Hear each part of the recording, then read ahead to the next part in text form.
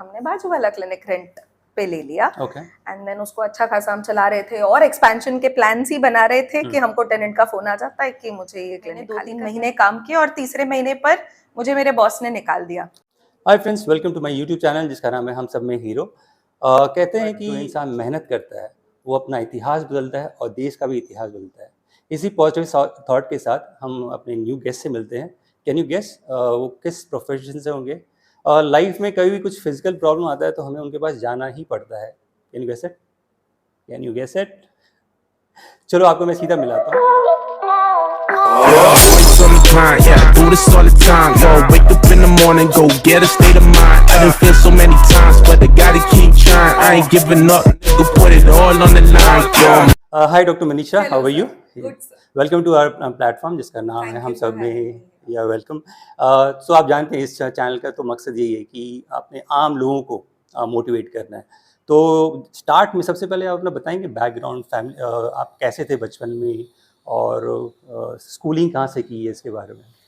मैं उल्लासनगर में born and brought up हूँ, एक सिंधी फैमिली से हूँ और मेरा बचपन टचवुड बहुत बढ़िया रहा। मेरे पेरेंट्स दोनों वर्किंग हैं, मेरे फादर इंजीनियर हैं, मेरी मम्मी टीचर हैं और एक छोटा भाई है। मैं फातिमा हाई स्कूल से हूँ जो कि कॉन्वेंट स्कूल था, तो इसीलिए स्कूलिंग भी बहुत बढ़िया रही। और बचपन में मैं शाय और लड़कियों जैसी बिल्कुल नहीं थी, मैं बहुत बहुत टॉप बॉयज थी। मैं कभी तैयार होना और ये लड़कियों वाली चीजें करना कभी नहीं कर पाई मैं वो, बिकॉज इसलिए क्योंकि मुझे मेरे डैड ने हमेशा वैसे ही रखा। तो ऐसी कोई चीज नहीं थी जो मुझे सिखाई नहीं उन्होंने, या मेरे पीछे जो मेहनत की वो उतनी ही की जितनी भाई के साथ की। तो इसीलिए मुझे हमेशा ऐसे ही रियलाइज हुआ कि चॉइसेस लिमिटलेस हैं। जी, तो बचपन बहुत अच्छा था, स्कूलिंग बहुत अच्छी थी। आपके करियर जर्नी के बारे में बताइए, लाइक कैसे ये शुरू हुआ फिजियोथेरेपी का पूरा? स्कूलिंग 10th के बाद 11th एंड 12th साइंस होता है, जिसके बाद एंट्रेंस एग्जाम होती है।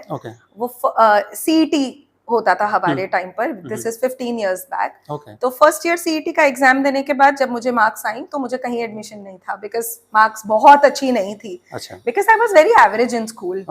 फिर बीएससी में एडमिशन लिया मैंने, बिकॉज पेरेंट्स टीचर्स हैं, तो इससे लगा कि शायद मैं भी बीएससी बीएड करके पढ़ा लूंगी। बट 3 महीने कॉलेज जाने के बाद मुझे बिल्कुल मजा नहीं आया और मैंने डिसाइड किया कि मैंने सीईटी रिपीट करना है। तो मैंने एक और बारी सीईटी रिपीट किया और उसके बाद मुझे पता चला कि ये कॉलेज में मुझे फिजियोथेरेपी में एडमिशन मिल सकता है और फिर वैसे अप्रोच किया। तो मेरा कॉलेज प्रवरा मेडिकल ट्रस्ट से हूँ मैं, वो लोनी में है, विच इज नासिक से 2 घंटे दूर। And it is a beautiful college. 4.5 years की स्टडीज हैं, 4 years का कोर्स है एंड 6 months of internship है। जी। कुछ प्रॉब्लम जब आप थे पेरेंट्स से दूर? मुझे वो दिन याद है जब हॉस्टल छोड़ने आए थे मॉम डैड। तो मम्मी तो काफी स्ट्रॉन्ग है, लेकिन डैड रोए थे। डैड रोए थे और बस उनको हाँ, यूजुअली मॉम्स होती हैं, बट उनको देखकर मैं रोई थी। नहीं, होता है, इट ऑल डिपेंड्स कि कितने क्लोज हो। जी। तो वो एक दिन मैं रोई थी, बाकी तो जैसे मेरी अपब्रिंगिंग थी तो बहुत इंडिपेंडेंट थी।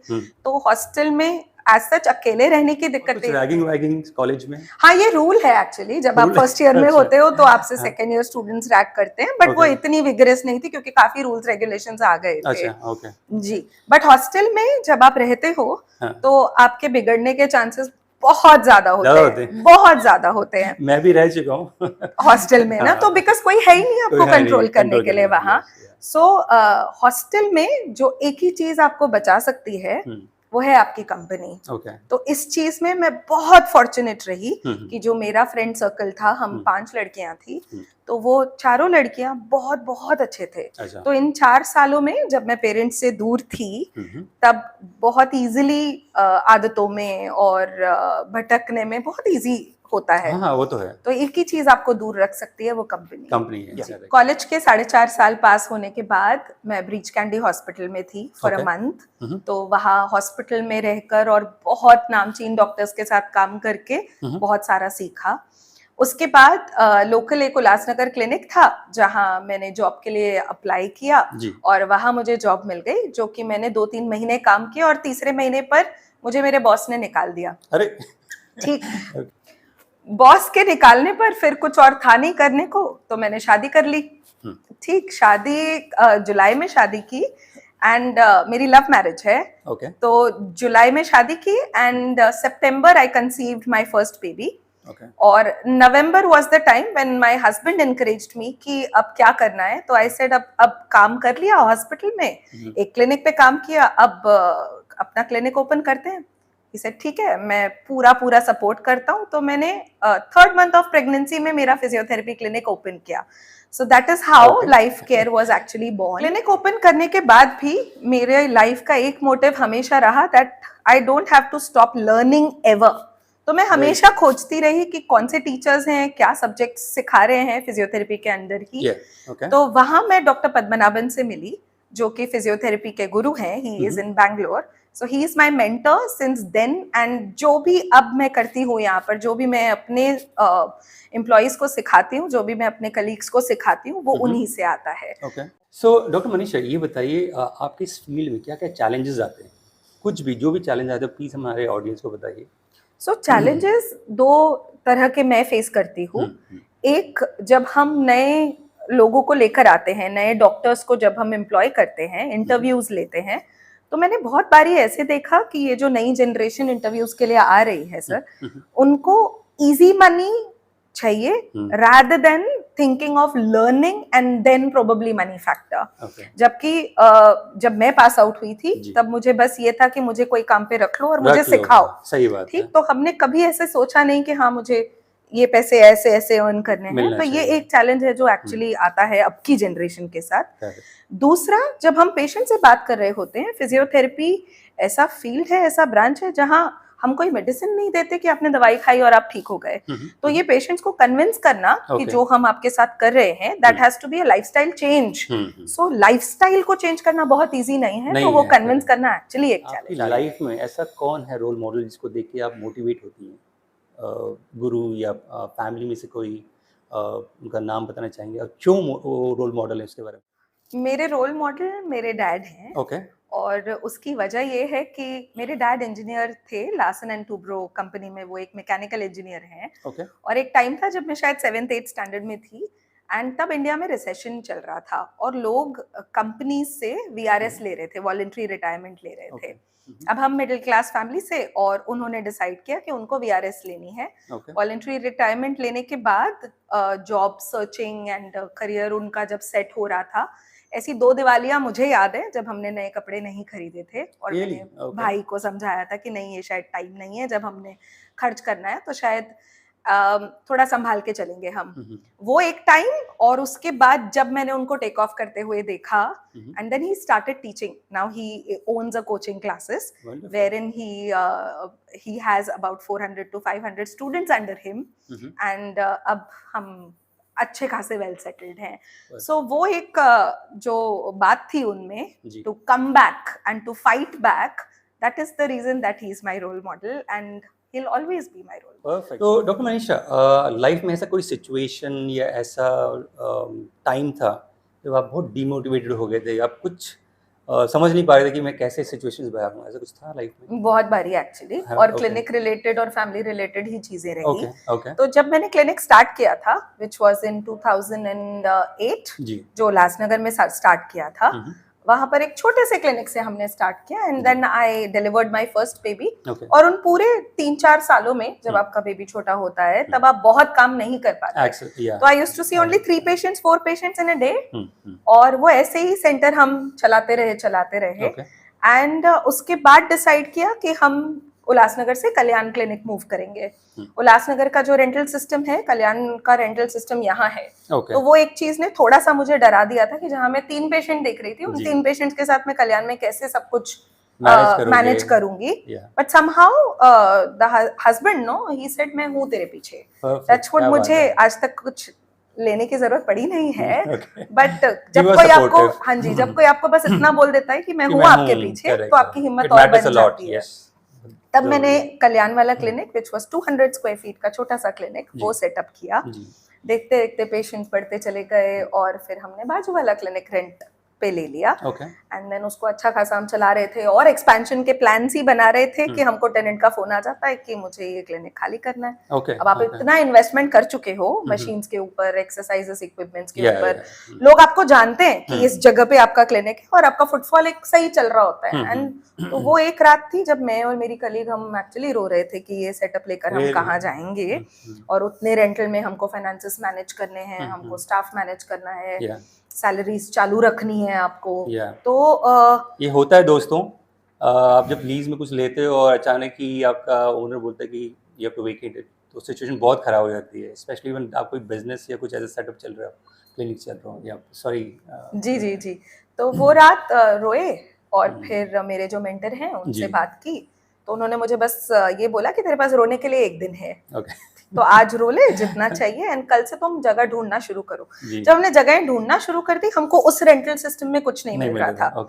ये 2 साल पहले की बात है, जो ये जगह जहां हम आज बैठे हैं ये ऑलमोस्ट अराउंड 1500 स्क्वायर फीट का क्लिनिक है। इसका rent is 3 times of what I was paying, but तो भी एक हिम्मत की मैंने कि देखेंगे क्या होता है। और जब आप काम ऑनेस्टली कर रहे होते हो ना, जब आपकी चाह काम करने की होती है, तो मेरा मानना ये है कि भगवान everything falls into place eventually. Doctor Manisha, ये बताइए आपके लिए सक्सेस क्या है, इसके मायने क्या है? हर एक आदमी का ना सक्सेस का मतलब अलग होता है, तो आपकी लाइफ में सक्सेस का क्या मतलब है? Success to me is actually balancing your work and family life. तो मैं खुद को सक्सेसफुल तब मानूंगी जब मैं प्रोफेशनली बहुत अच्छा कर रही हूँ और साथ साथ मेरे 2 बच्चे हैं, एक 14 इयर्स का है और एक 12 इयर्स के हैं, दोनों फुटबॉलर्स हैं। तो वो दोनों जब बड़े होकर अच्छे इंसान बनेंगे तो मैं उसको एक सक्सेस मानूंगी। और प्रोफेशनली इस क्लिनिक को 15 इयर्स हो गए। हमने अभी 3 महीने पहले उल्लासनगर में ब्रांच ओपन किया। अगले 2 साल का प्रोजेक्शन ये है कि एक ऐसा state of the art physiotherapy centre हम कल्याण में खोले जहाँ पेशेंट्स के लिए मैक्सिमम बेनिफिट हो सके with all the hitech machines. तो शायद वो आ जाएगा। बट दोस्तों एक्चुअली ये ड्रीम्स ना एक के बाद एक आ जाते हैं। तो एक के बाद आपको ये माइलस्टोन अचीव करना है तो हम सक्सेसफुल होंगे। बट डेली के जो 24 घंटे आप अगर वैसे स्पेंड करते हैं जैसे आप चाहते हैं और आपको फ्रीडम है, मेरे ख्याल से वो एक सक्सेस है। क्या मनीषा जी, अभी एक रैपिड फायर राउंड है जिसमें आपसे मैं कुछ वर्ड बोलूंगा और उसके वो वर्ड सुनते ही आपके माइंड में जो भी इमेज आ रहा है, ये वर्ड आ रहा है, वो बताइएगा। ओके, ठीक है। तो सबसे पहला strength, fight back spirit. Wow, that's great. Weakness, getting to emotionally attached to people. गुस्सा, मैं तो लगा देती हूँ 2-4 चपेट बच्चों को आता तो है। ओके। एज, सच वाली झूठ वाली? चलिए झूठ वाली बोल दीजिए। झूठ वाली 24। ओके। एंड ड्रीम प्लेस जहाँ वो विजिट करना है आपको? मालदीव्स। ओके। और वापस ही नहीं आना मुझे। ओके, अच्छा वापस नहीं आना। प्रोग्राम में ना सोशल मैसेज भी कवर करते हैं, एक कोई भी समाज में जो प्रॉब्लम है, तो कुछ मेरे जहन में जो अभी आ रहा है वो एक चाइल्ड लेबर के बारे में आ रहा है, उसके बारे में कुछ बोलना चाहिए? ऐसा कंसर्न है जो सबसे ज्यादा बॉदरसम है मेरे लिए, वो है चाइल्ड लेबर। ओके। बचपन वापस नहीं आता और ये बचपन ही है जो हमारी सोसाइटी को और हमारी कंट्री को आगे लेकर जाएगा। ये बच्चे ही हैं जो कंट्री को आगे लेकर जाएंगे। तो प्लीज इस चीज को एनकरेज नहीं करें एट पर्सनल लेवल, और इन बच्चों को अपना बचपन जीने दें। ये बच्चे जब खेलेंगे, कूदेंगे, पढ़ेंगे, सही बात, तो ही हम आगे कुछ सोच सकते हैं। नहीं तो जो भी हम अब इस दुनिया में कर रहे हैं वो सारा कुछ बेकार है। अगर हमारा फ्यूचर जनरेशन ठीक नहीं रहने वाला, तो इन सब चीजों की कोई मीनिंग नहीं है किसी की लाइफ में। राइट, कोई ना कोई रहता है जो बहुत सपोर्ट करता है, जिसको हम तहे दिल से थैंक्स बोलना चाहते हैं। तो आपकी लाइफ में जो भी है, would like to convey thanks to them on this platform. Thank you बहुत छोटा वर्ड है एक्चुअली उनके लिए जिन्होंने मुझे सपोर्ट किया है और अब भी कर रहे हैं। मेरे पेरेंट्स, मेरे हस्बैंड, सबसे इम्पोर्टेंटली मेरे बच्चे। जो मैं लेट जाऊं, मैं गुस्सा करूं, मैं अच्छे मूड में रहूं, वो सारा कुछ ले लेते हैं अपने ऊपर। तो इन सबके सपोर्ट के बिना, मेरे फ्रेंड्स, कुछ ऐसे लोग जिन्होंने मुझे अब सेकंड ब्रांच ओपन करने में मोटिवेट किया, इन सबके बिना शायद ये सब कुछ नहीं हो पाता। तो जो भी हूँ इन सब की वजह से हूँ। क्या बात। Thank you. मनीषा जी, ये बताइए कि आपके ये जो सेटअप है, सेंटर है, क्या क्या ट्रीटमेंट्स देते हैं पेशेंट्स को, उसके बारे में जरा कुछ बताइए हमारे ऑडियंस को। सी बेसिकली हम यहाँ पर मस्कुलोस्केलेटल ओके। और न्यूरो केसेस देखते हैं। मस्कुलोस्केलेटल में back pain, knee pain, shoulder pain, gym injuries, आपकी स्पोर्ट्स इंजरीज मेनली, उसका प्रिवेंशन एंड क्योर देखते हैं हम। ओके।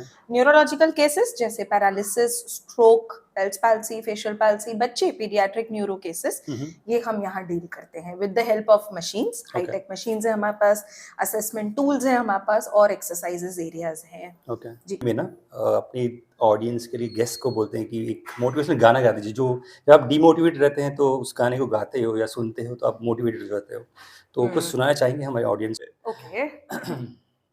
जिंदगी की यही रीत है, क्या बात। हार के बाद ही जीत है, थोड़े आंसू है, थोड़ी हंसी, आज गम है तो कल है खुशी, जिंदगी की यही रीत है, हार के बाद ही जीत है। क्या बात। मनीष जी, आपसे बात करके बहुत अच्छा लगा। आई एम श्योर हमारे ऑडियंस को भी बहुत अच्छा लगा होगा। आपकी जो भी स्टोरी आपने बताया, इंसिडेंट्स बताए, सबकी लाइफ में वो आता है। तो आपको मेरी चैनल की तरफ से बहुत बहुत शुभकामनाएं। आपकी जो ड्रीम है वो कंप्लीट Thank हो। you. और कुछ लास्ट में कुछ बोलना चाहेंगे हमारे ऑडियंस को? या The only message that I want to give every single human being on this earth is never stop learning. Perfect. जिस दिन आपको ये लग गया कि हमको सब कुछ आता है और सब अचीव हो गया, उस दिन आप हार गए। So एकदम। never stop learning, never stop aspiring.